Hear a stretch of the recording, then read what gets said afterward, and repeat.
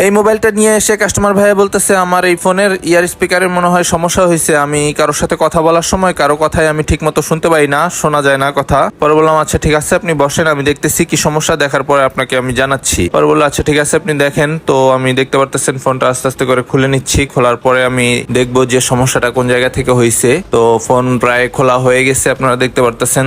আমি নিচের লজিকটাও খুলে নিয়েছি, পার্টটা খোলার পরে তারপরে এখন মাদারবোর্ডটা খুলতেছি যে সমস্যা কোন জায়গায় এটা ফাইন্ড আউট করার জন্য। মাদারবোর্ডটা খোলার পরে আমি ফার্স্টে আগে চেক করব যে স্পিকারটা ঠিক আছে কিনা। তো আমি স্পিকার চেক করলাম, চেক করার পরে দেখলাম না স্পিকার তো ওকে আছে। তো স্পিকার ওকে আছে, দেন আমি মাদারবোর্ডটা দেখলাম, চেক করে মাদারবোর্ডের সমস্যা ছিল। তো মাদারবোর্ডে কিছু কয়েল নষ্ট হয়ে গিয়েছিল, সেই কয়েল দুইটা আমি চেঞ্জ করে দেওয়ার পরে স্পিকারটা আবার টোটালি ঠিক হয়ে গেছে। তো আমি দেখতে পারতেছেন কাজ কমপ্লিট করে সুন্দর করে আবার ফিনিশিং করে লাগিয়ে তাকে কমপ্লিট করে ফোনটা তার হাতে বুঝিয়ে দিলাম।